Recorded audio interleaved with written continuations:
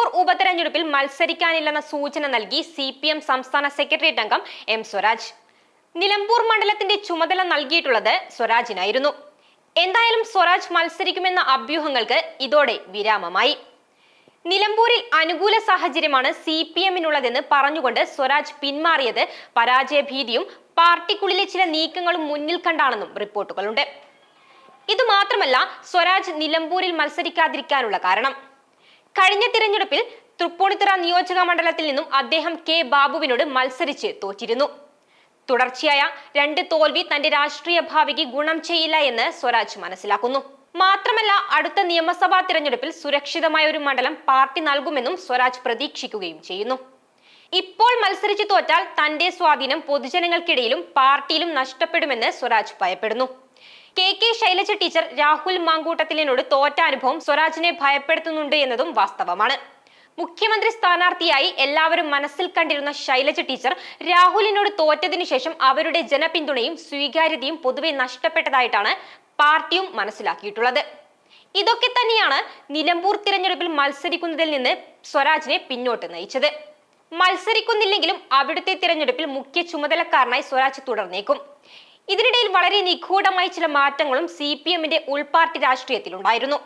മുതിർന്ന നേതാക്കളായ Vijayaraghavan, MV Govindan, P Jayarajan എന്നിവരുടെ പിന്തുണയോടെയാണ് അൻവർ പടപ്പുറപ്പാട് നടത്തിയതെന്ന ആരോപണം ഇപ്പോഴും നിലനിൽക്കുന്നുണ്ട്. മുഖ്യമന്ത്രിയുടെ പൊളിറ്റിക്കൽ സെക്രട്ടറി P ശശിക്കും ADGP MR അജിത് കുമാറിനുമെതിരെ എന്ന രീതിയിലാണ് അൻവർ ആരോപണങ്ങൾ ഉന്നയിച്ചു തുടങ്ങിയത്. ഇതോടെ പിണറായി അപകടം മണത്തു. തന്റെ കയ്യിൽ നിന്നും ചിലർ പാർട്ടി പിടിക്കാൻ നടത്തുന്നു എന്ന നീക്കവും അദ്ദേഹം മനസ്സിലാക്കി.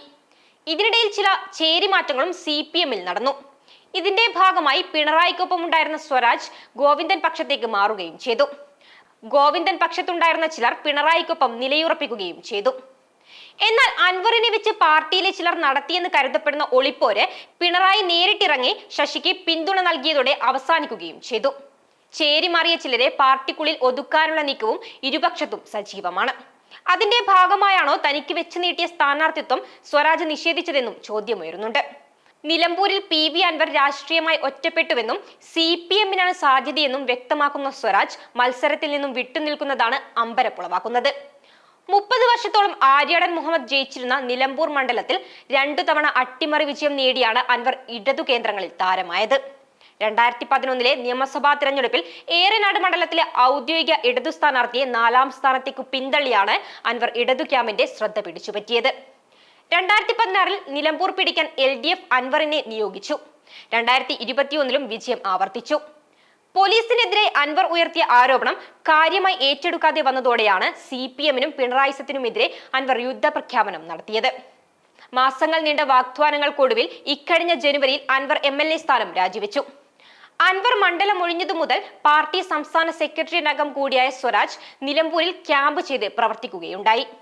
എന്നാൽ തിരഞ്ഞെടുപ്പ് അടുത്തതോടെ തനിക്ക് സ്ഥാനാർത്ഥിത്വം വേണ്ടെന്ന നിലപാടിലേക്ക് സ്വരാജ് എത്തിയതോടെ പാർട്ടി ജില്ലാ കമ്മിറ്റി അംഗം P ഷബീർ, മേഖലാ കമ്മിറ്റി അംഗം VM ഷൗക്കത്ത് എന്നിവരുടെ പേരാണ് LDF സ്ഥാനാർത്ഥി പട്ടികയിലുള്ളത്. കോൺഗ്രസ് സ്ഥാനാർത്ഥി പ്രഖ്യാപനം കൂടി വിലയിരുത്തിയ ശേഷമാകും സ്ഥാനാർത്ഥി നിർണയത്തിൽ അന്തിമ തീരുമാനം എടുക്കുക. BJPക്ക് വോട്ട് വിഹിതം കുറവുള്ള മണ്ഡലങ്ങളിലൊന്നാണ് നിലമ്പൂർ. സംസ്ഥാന അധ്യക്ഷനായി രാജീവ് ചന്ദ്രശേഖർ ചുമതലയേറ്റ ശേഷം ആദ്യമെത്തുന്ന തിരഞ്ഞെടുപ്പിൽ വോട്ട് വിഹിതം ഉയർത്താൻ എന്ത് നടപടികൾ സ്വീകരിക്കുമെന്ന ആകാംക്ഷയിലാണ് BJPക്കാർ. ക്രൈസ്തവ സമുദായത്തിൽ നിന്നുള്ള സ്ഥാനാർത്ഥിയെ നിർത്താനുള്ള ശ്രമങ്ങൾ പാർട്ടിക്കുള്ളിൽ നടക്കുന്നുണ്ട്. ഈ ശ്രമം നടപ്പിലായില്ലെങ്കിൽ BJP ഈസ്റ്റ് ജില്ലാ കമ്മിറ്റി അംഗം രശ്മിൽ നാഥ്, മേഖലാ vice president Ashok Kumar, Kozhikode corporation കൗൺസിലറും വയനാട് ലോക്സഭാ ഉപതെരഞ്ഞെടുപ്പിൽ NDA സ്ഥാനാർത്ഥിയുമായിരുന്ന നവ്യ ഹരിദാസ് എന്നിവരുടെ പേരുകളാകും പരിഗണിക്കപ്പെടുക.